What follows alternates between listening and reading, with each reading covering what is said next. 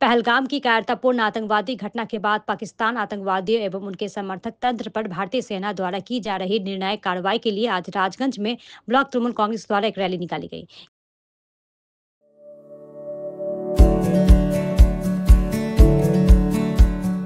Pamper, not just a hospital, but a mother.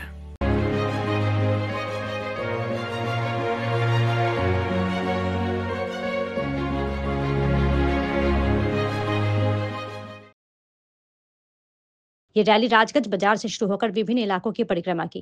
इसके बाद राजगंज बाजार इलाके में एक पथसभा की गई। तृणमूल कार्यकर्ता राष्ट्रीय ध्वज और सैनिकों के सम्मान में प्ले कार्ड लेकर सड़कों पर उतरे।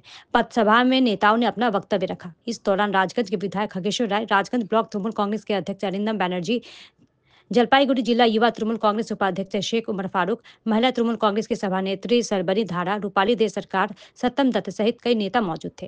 राजगंज ब्लॉक तृणमूल कांग्रेस के अध्यक्ष अरिंदम बैनर्जी ने कहा कि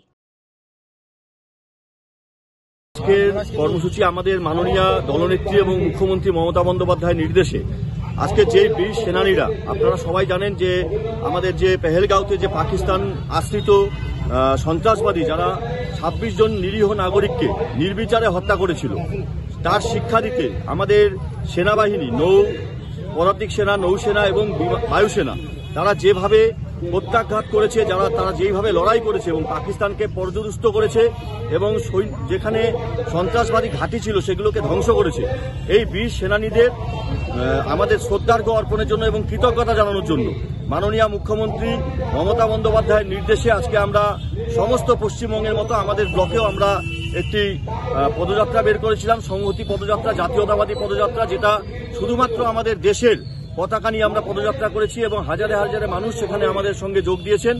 আমরা এই পদযাত্রার মধ্য থেকে সবাই মিলে আমরা ধন্যবাদ জানাই আমাদের ভারত মায়ের বীর সন্তানদের, যারা নিজেদের পরিবার ছেড়ে নিজেদের জীবনকে বিপন্ন করে বর্ডারে আমাদেরকে সুরক্ষিত করবার জন্য লড়াই করছেন। তাদেরকে কৃতজ্ঞতা জানানোর জন্যই আজকে আমাদের এই পদযাত্রা। আমাদের এই পদযাত্রা আজকে রাজগঞ্জ থানার সামনে থেকে শুরু হয়ে রাজগঞ্জ ওয়েলফেয়ার হয়ে, গরুহাটি হয়ে, সাহাপাড়া হয়ে, পোস্ট অফিস মোড় হয়ে, রাজগঞ্জ বাবুপাড়া হয়ে, রাজগঞ্জ হাটের ভিতর দিয়ে আবার রাজগঞ্জ থানার সামনে এসে শেষ হলো।